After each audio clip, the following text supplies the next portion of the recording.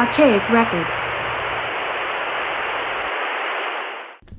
Hey, what's up, everybody? It's Archaic Records here with you again. My name is Jamie, coming to you from Nashville, Tennessee. And for today's episode, we're going to go back to 1974 to take a quick look at the second studio album, Hotter Than Hell, by the hottest band in the world, that being KISS. Now, as I'm sure you're all well aware, KISS were formed in New York City in 1973. On February 18th of 1974, the band released its self-titled debut album. An album that, to this day, remains one of my favorite debut albums of all time, despite its sort of, lackluster production quality. But later that same year, in October of 1974, the band would release its second studio album, Hotter Than Hell. Now, I do believe that this is the third or fourth time that I have discussed KISS here on this channel, so for today's episode, I think I'm just going to give you a little bit of the Cliff Notes version of my fan origin story and tell you that this is a band, KISS, that I don't ever remember not knowing who they were. This was a band that sort of holds a dubious distinction, at least for me, when I was just a little carpet mite, because I do remember that this was a band that I was absolutely terrified of when I was a little kid based on their imagery and their artwork. I thought that these guys were evil incarnate, something that Gene Simmons used to describe himself as back in the old days. It wasn't until several years later, probably around the time I reached late grammar school, maybe into early middle school, when I first started to develop my interest in music. And back in those days, in our house, in the front room of our house, my parents had their little music area, which consisted of our stereo, and then they had a couple of boxes of cassettes. Now, both of my parents, I was very fortunate in the sense that both of my parents had relatively good taste in music. A very distinct taste in music from each other, but both had really good taste in music. Generally speaking, my dad was more into things from like the Haight-Ashbury, things like Crosby, Stills, and Nash. He also liked a lot of the stuff that kind of came from Laurel Canyon, Southern California, whereas my mom tended to be more attracted to things that had a little bit of a more hard rock edge. She was more drawn into bands like Deep Purple and Iron Butterfly and Black Oak, Arkansas, and things like that. And I do remember back in those days that she had a couple of KISS cassettes. I do believe it was Destroyer and Love Gun, if I'm not mistaken. And back in those days, you did not mess with my parents' stereo. If you did, you were cruising for a bruising. But what I would do periodically when my parents would sort of leave the house was I wouldn't mess with the stereo because I knew that was completely off limits. But what I would do is I would sort of sneak into the music area of the front room, and I would just sort of sift through their cassettes, and I would look at the artwork, and I'd wonder about who these artists were. And I remember being completely drawn to the couple of KISS cassettes that my mom had. I loved the comic book imagery. I couldn't help but wonder who these guys were. And I remember the first time I heard KISS, it was around the same time. It was probably late grammar school, early middle school. The first time I heard KISS, knowing that I was hearing KISS, I believe it was the song I Was Made for Loving You, which just passed 1 billion views on Spotify. So that song is now in the Spotify Billionaires Club, which is crazy to think about. But I remember hearing that song and there being a disconnect in my mind between the song I Was Made for Loving You and the way that I had pictured this band always sounding in my head, based on the imagery and the artwork of the album sleeves and the makeup and the whole production. I just could not wrap my brain around this sort of line of demarcation between the reality and my expectations of this band. But as far as my actual fandom of KISS, I am relatively late to the party. I hate to say this, but it's true. It wasn't until I moved to Seattle, which I moved to Seattle in 1999, and as a younger person, starting in high school and then up through my sort of younger years, I got into quote-unquote alternative rock, and from there I got into different styles of music, which would eventually sort of lead me into becoming kind of a diehard punk rock kid. And at the time, I admit it, I was relatively close-minded. Things like KISS, to me at least, were basically the devil's music, and I don't mean devil's music in terms of Satan. I mean devil's music in terms of just being these big, bloated, corporate mechanisms. These weren't bands, these were corporations. Things like Kiss and Aerosmith and Van Halen were bands that I absolutely hated, some of which I still do, but a lot of it was just based on my ignorance and my closed-mindedness. And when I first moved to Seattle in 1999, I began work, and I began working with this guy, and he and I became really good friends very quickly. He and I had very similar tastes in music for the most part, and we just sort of connected, and we became pretty snug, and eventually we got into this sort of, ritual where every once in a while after work we would pick up a sixer, and we would head over to his house and drain it while we listened to records. And I remember one night we were over at his house, and we were sort of going through this ritual, and one of the records, whichever record it was that we were listening to, ended, and he asked me what I wanted to hear. And I remember at that particular moment I wasn't feeling overly opinionated about anything, and I definitely trusted his opinion. Like I said, he and I were very simpatico when it came to our taste in music, and he told me that he wanted to listen to Kiss, and I immediately recoiled in disgust, and I told him that I didn't want to listen to Kiss because Kiss sucks, and those were the words that I used. I said that Kiss sucks, and I remember very distinctly that my friend had his back to me as he was sort of flipping through his records, looking for whichever one he was going to put on, and he stopped dead. And he turned around and looked at me with this stone cold look on his face, and he said, "No, you are not allowed to say that. If you are somebody who considers yourself to be a fan of music at any level, you are not allowed to use the words Kiss sucks. That's as if saying that the sky is red. It's just factually inaccurate."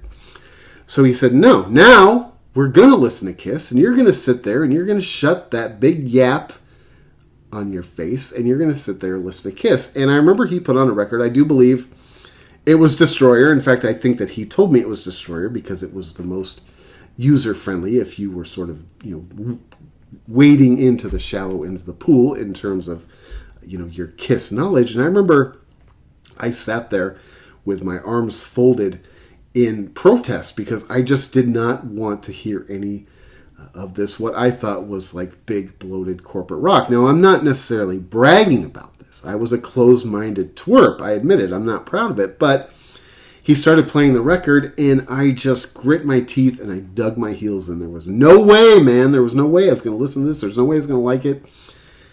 And within a song or two, I began to sort of hate myself because I was actually starting to like it. And I started tapping my toe to it, and the side of the record ended, flipped it over, and played the second half of the record. And by the second half of Destroyer, I was beginning to soften significantly on my stance regarding this band. And over the course of the rest of that evening, he and I pretty much listened to Kiss the whole night. And I remember I went home and my opinion of the band had completely changed. I immediately went out and started buying the band's records on CD, and slowly but steadily, I would say, I became a very big Kiss fan, which is where I see myself today. I am a huge fan of Kiss, especially the classic era from the first album up through sort of Creatures of the Night. I mean, all of that stuff is stuff that I would consider to be very, sacred territory. Once you get beyond Creatures of the Night, there's a lot of stuff that I love. There's a lot of stuff that I don't love. There is some stuff that's really great on, the second sort of half of their catalog, and there's also a lot of clunkage. I just find that it tends to be a little bit not as consistent as the sort of classic era of this band. And it's funny, I was just looking at Wikipedia the other day. Now, Wikipedia isn't something that I know it's something that's not real. You can't really trust it. And I don't typically use it as sort of a reference tool, but I was looking at Wikipedia the other day, and I was looking up Kiss, and it's sort of sad in a way because on Wikipedia now, Kiss is officially sort of put up there in the past tense, which in a way is sort of depressing, although I take comfort in the fact that this band is immortal. I mean, to me, this band is sort of the hard rock equivalent to Elvis Presley. This band will live forever. There will never be a time ever again when this band isn't relevant, when they aren't, bringing new and young fans into the fold. And honestly, as long as the two principal members are still alive and in relatively good health, that being Gene Simmons and Paul Stanley, I don't ever rule out that Kiss may come out of retirement and do something, really, really cool. Anyway, as I mentioned before, this record was released on October 22nd, 1974.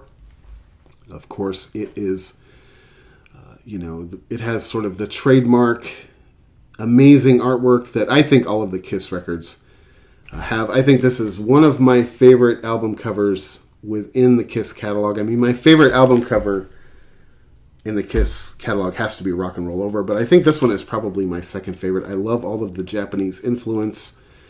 I love the photograph of the band. I love the artwork.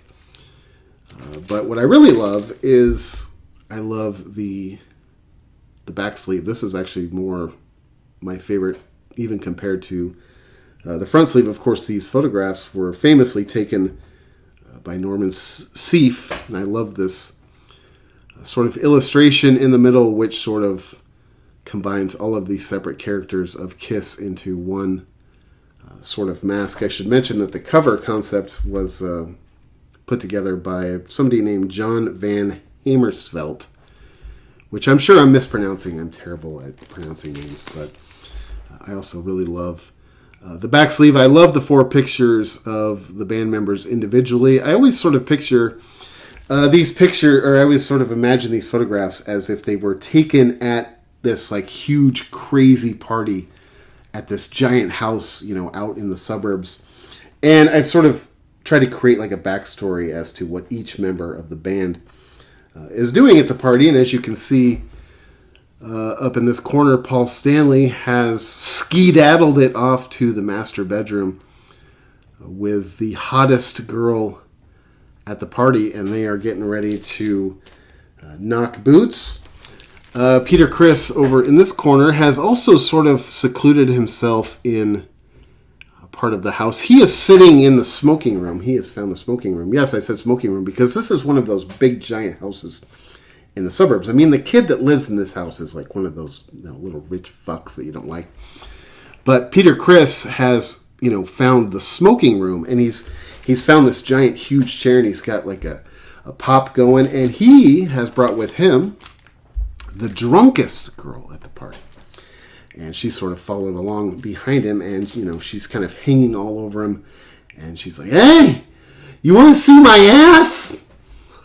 And Peter Criss is like, of course I want to see your ass. I mean, what are we doing here? Are we in here to play checkers, or are we in here to do something else? And, I think Peter Criss is feeling a little bit, he's having some sort of mixed emotions about, this encounter because, this girl is, maybe a little bit inebriated, but at the same time, she's pretty snug, and normally she would probably be out of his league, but, she's had a couple too many appletinis and she's ready to rock. So he's just going to dive in because consequences are something to be worried about tomorrow, Jack. Down here, Gene Simmons, I imagine himself, out in the front yard of the house, all by himself for some reason. He's out there. He's probably bored by what's going on in the party. Gene Simmons, of course, famously doesn't drink, doesn't smoke. So he's probably annoyed and bored with all of the substance abuse that is going on in the house. So he's out in the front yard, and for some reason, he's just practicing parlor tricks. Now, Gene being Gene, I am also a little bit surprised that he isn't in there chasing skirt because Paul Stanley has taken the hottest girl at the party up to the master bedroom. And just based on Gene's personality and his sort of competitiveness with Paul, you would imagine that since Paul has the hottest girl at the party up in the master bedroom, that Gene doesn't necessarily need the hottest chick in the party, but just because Paul has one, Gene is going to take 3. But for some reason, Gene is out front, and he's practicing his parlor tricks, which nobody seems to be interested in because everybody is inside drinking and trying to hook up with each other. And for some reason, Gene Simmons is not. Now, Ace Frehley, who's always been my favorite member of KISS, I think he's the most interesting. I think he's the most unique.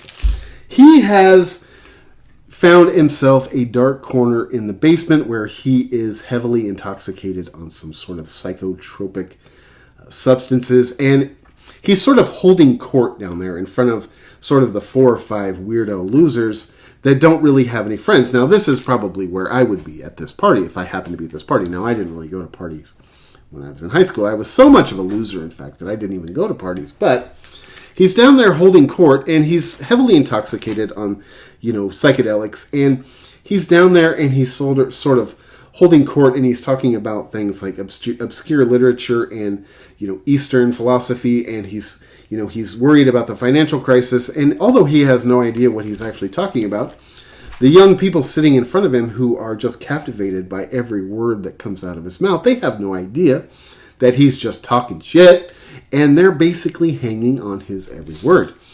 That's the backstory of what's going on at this party, if you imagine it being this big party, this big epic rager at this house in the suburbs. At least that's the story that I have created for what's going on. This record was produced by Kenny Werner and Richie Wise. And, the production on this record is sort of notoriously rough. I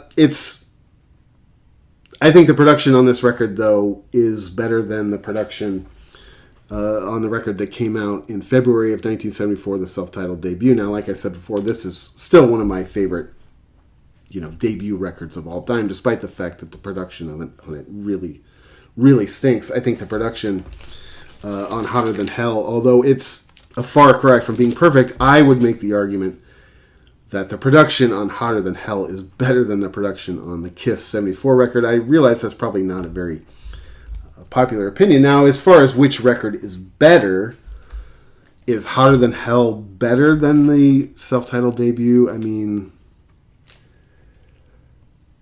I don't think so. I think that the self-titled debut album is better than Hotter Than Hell. Maybe not by a lot, although, this record to me is the jugs.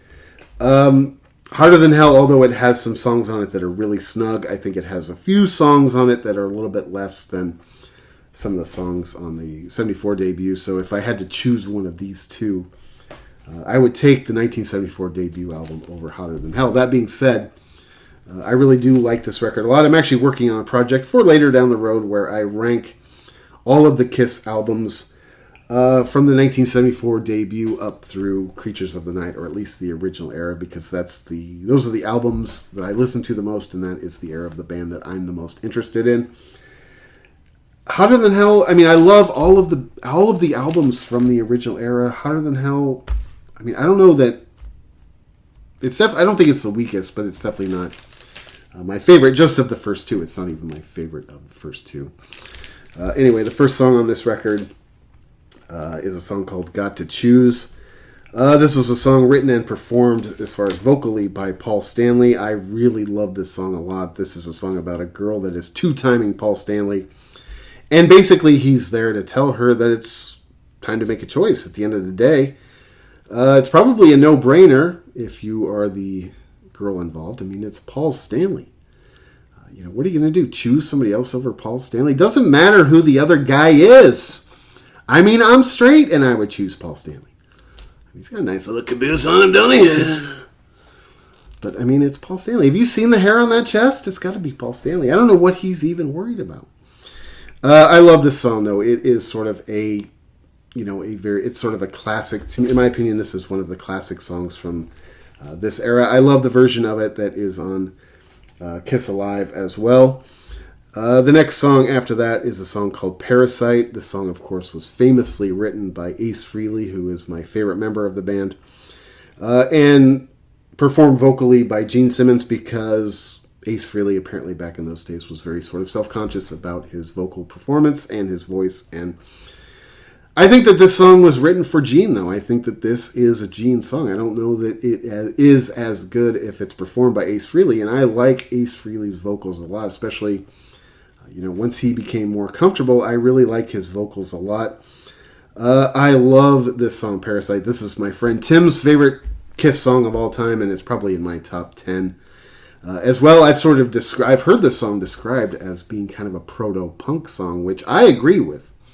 As somebody who's a die-hard punk rock fan, I sort of agree with that. Now, I don't know that the guys in Kiss would necessarily take that as a compliment, but I think it is accurate, and I mean it as a compliment, and it has one of the greatest guitar intros in the band's entire career. I've said this on this channel in the past, probably because of my punk rock background in terms of my music fandom. I don't have really any use for that sort of noodly Eddie Van Halen, Yngwie Malmsteen, Steve Vai, Joe Satriani stuff. I hate that kind of music. I hate that doodly, doodly, doodly, doodly, doodly. Means nothing to me.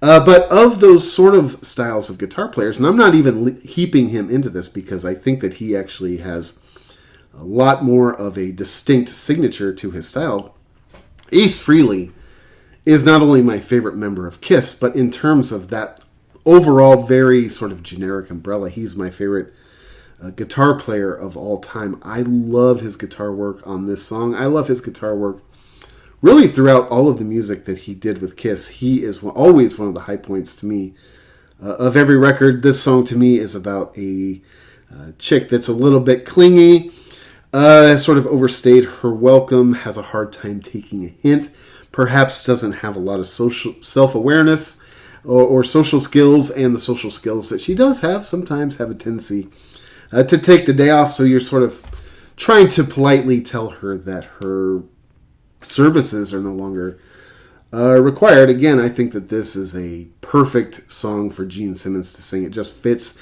him, it fits his attitude, it fits his personality. I can't imagine this song having not been sung by Gene Simmons, at least in my opinion. The next song after that is a song called Going Blind. The song was written by Gene Simmons and Stephen Cornell. Of course, performed vocally by Gene Simmons.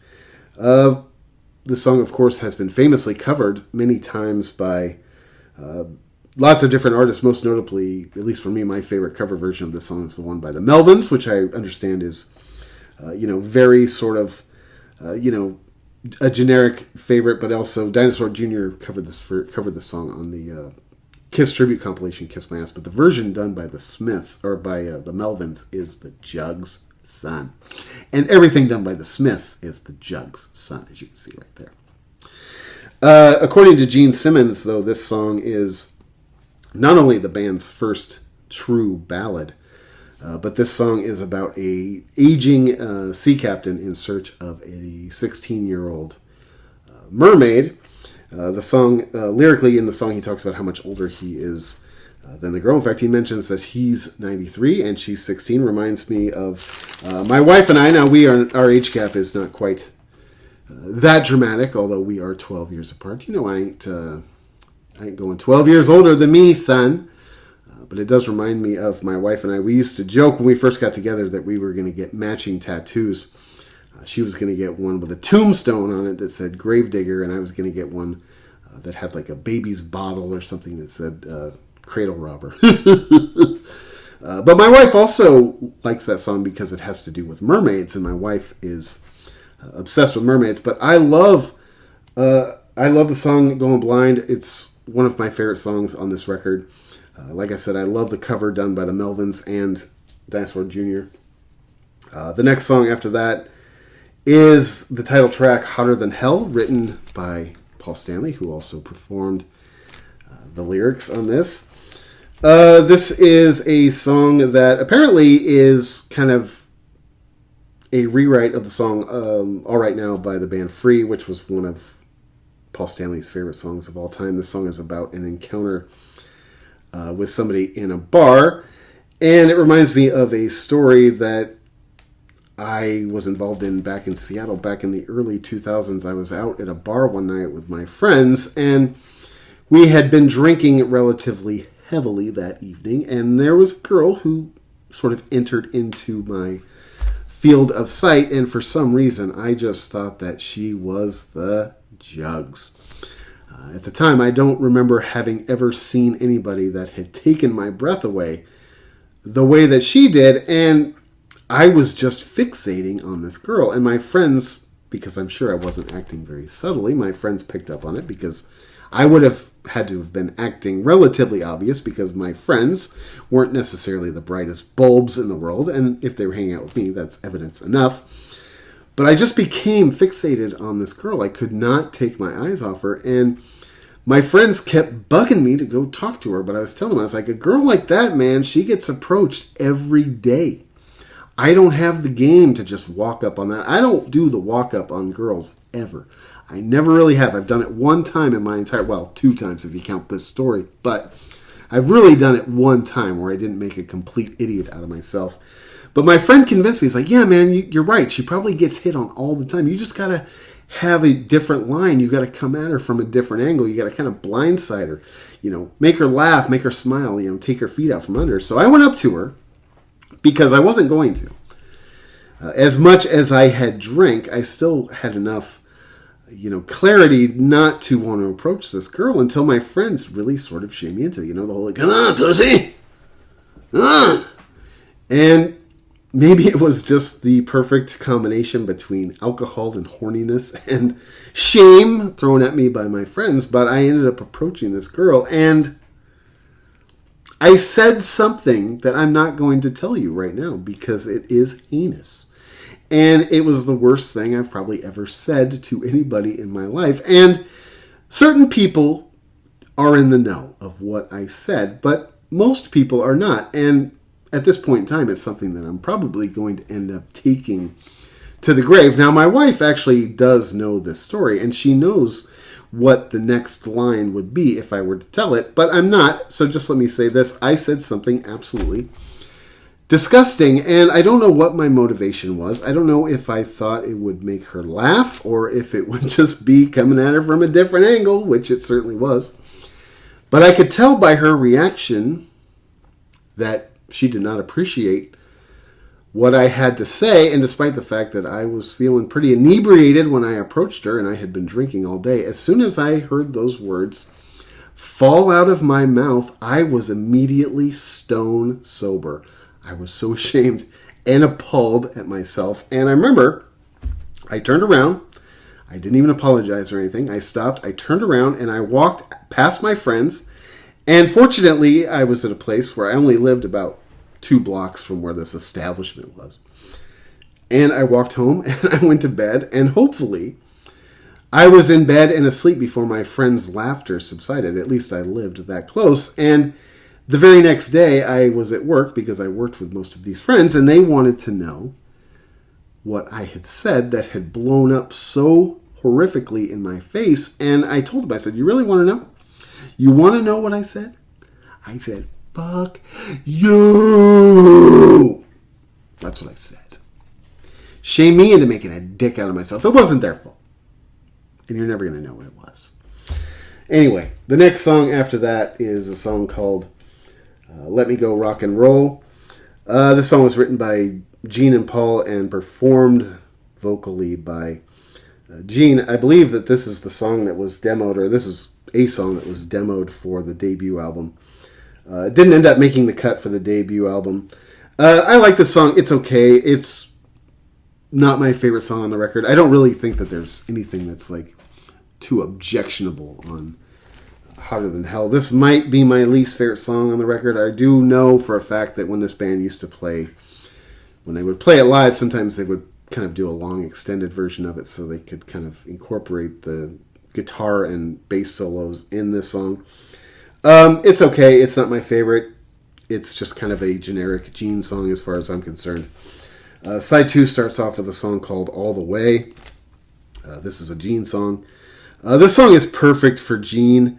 You feel as if, you're doing right. This is a song that you feel as if there's a couple different sort of, I have a hard time reading my own handwriting. There are a couple different ways to interpret this song. I have heard people say that this song is, about a pimp who is trying to sell his prostitute. He talks about, or trying to pimp out a prostitute. He talks about how, your clothes fit well, you're not hard to sell. But there's also a lot references in the song over and over about how the girl likes to complain to her parents all the time, and it makes you think, like, okay, you're doing well, you're taking good care of this girl, you're putting her in nice clothes, you're giving her a nice life, a nice place to live, but she's not satisfied. She's always going home and complaining to her mom and dad. Those are sort of the two interpretations I've heard of this song. I have heard people say this song is about, pimping out a prostitute. Knowing Gene, I wouldn't necessarily be surprised if it was. I do like this song. I like this song much more than Let Me Go Rock and Roll. Another Gene song follows that, which is Watching You.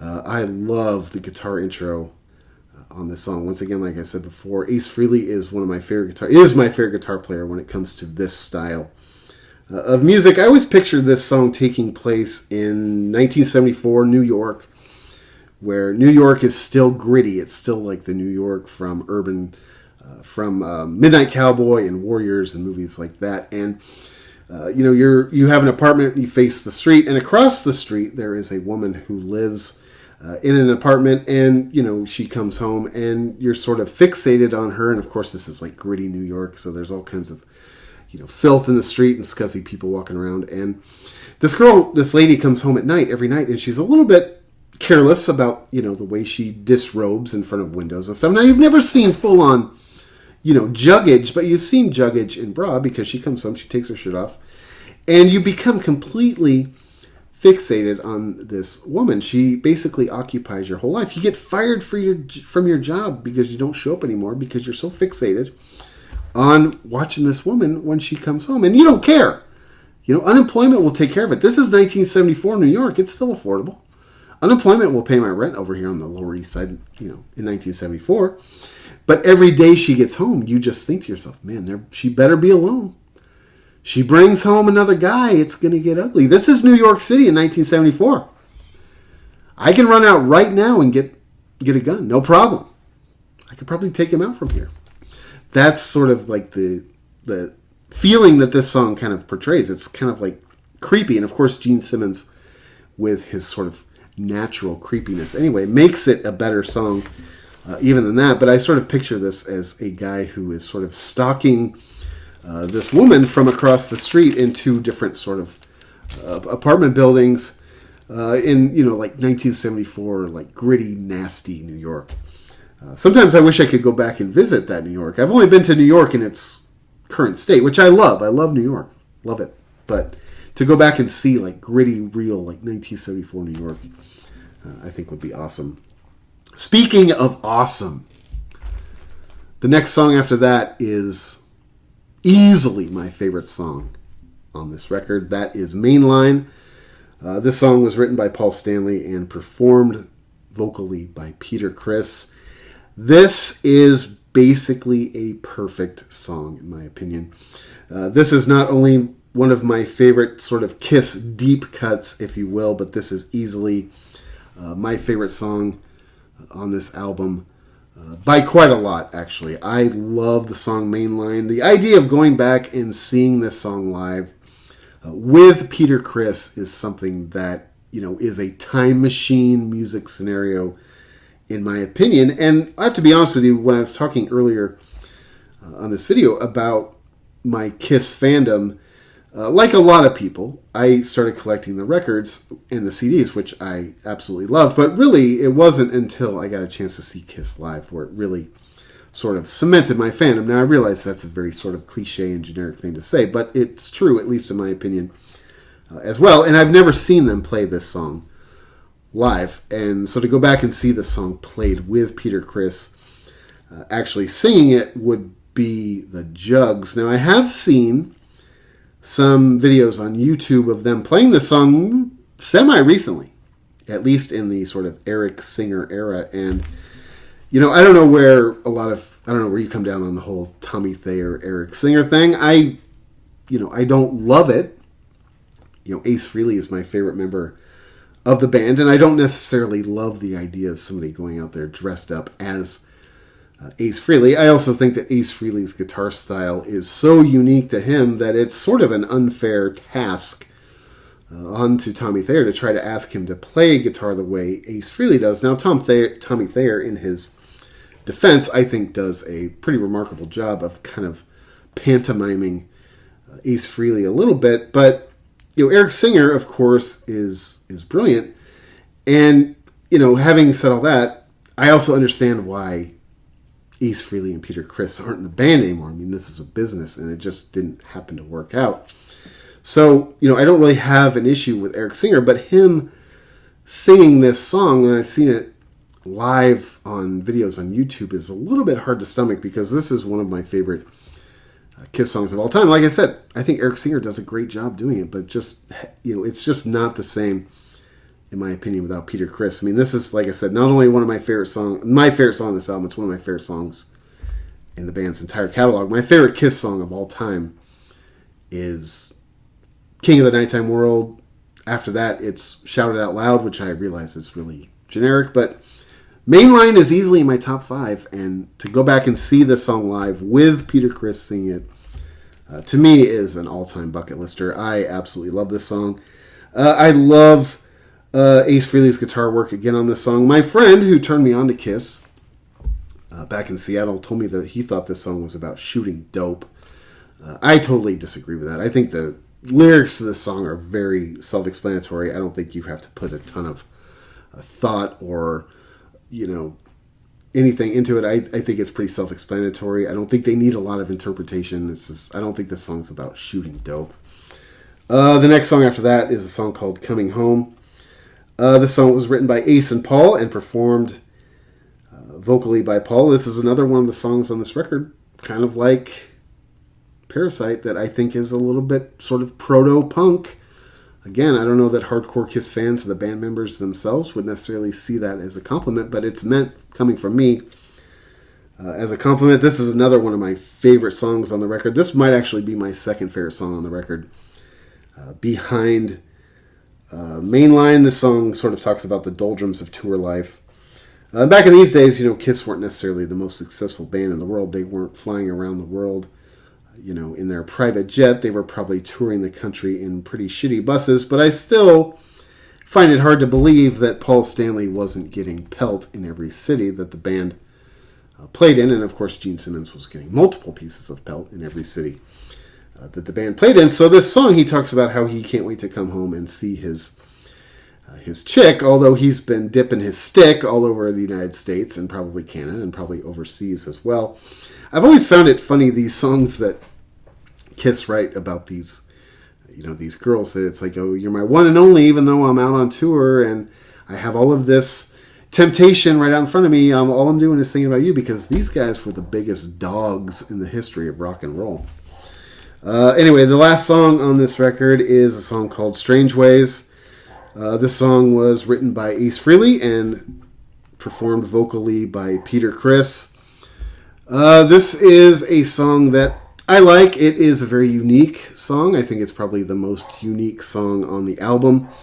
This song has sort of like a psychedelic doom kind of feel to it. It's almost like proto-grunge, pre-grunge, sort of pre-Seattle.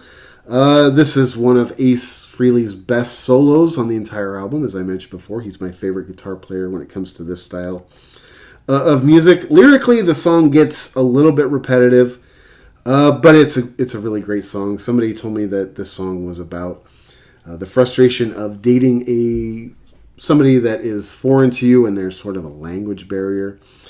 Lyrically, like I said, it gets really repetitive, but to me, the point of this song isn't the lyrics. The point of this song is the instrumental track. This is one of the most interesting and unique instrumental tracks on the record. Like I said, it's almost got like a doomy, psychedelic, pre-grunge kind of vibe. I love the instrumental track on Strange Ways. This is the one song on the record that really makes you sort of wish that the production on this record was a little bit better, because, a lot of this music isn't necessarily, I don't think it's necessarily, damaged by the fact that the production on this record kind of blows chunks. I think a lot of it is, it sounds good enough, but on Strange Ways, it does make me wish that the production was just a little bit cleaner so you could kind of make out more of what's going on. I actually think that this is a relatively complicated musical track, at least for Kiss. Anyway, like I said before, this album was released in October of 1974. I would say it's not quite as good as the band's self-titled debut album from February of that year, which is still one of my favorite debut albums of all time. As I mentioned before, I'm working on a project where I will be ranking the studio albums of the classic era of Kiss. This one has me kind of stumped. I'm not exactly sure where this one is going to rank. It's certainly not my favorite, and I can tell you right now, it's certainly not my least favorite. But it's been fun going back and re-listening to Hotter Than Hell this week. I've been listening to this record 2 or 3 times a day over the last 4 or 5 days, and I've actually had a lot of fun doing it, going back and kind of getting to re-know this record. I don't listen to this one, quite as much as I do some of the stuff that's, a little bit later on in their catalog. Of course, things like, Love Gun and Destroyer, and even the first record. I listen to the first record a lot more than this one. But it's been fun to go back and check out Hotter Than Hell again, because I really do enjoy this record. Actually, I've sort of reignited my fire when it comes to this record. Anyway, man, thank you so much for checking out this video. This is Archaic Records. My name is Jamie, coming at you from Nashville, Tennessee. Be sure to go out and support your local record store. Check back most weeks for Morrissey Monday, a weekly celebration of all things Morrissey and the Smiths, as well as other record content and album reviews throughout the week. And until next time, my friends, talk to you then.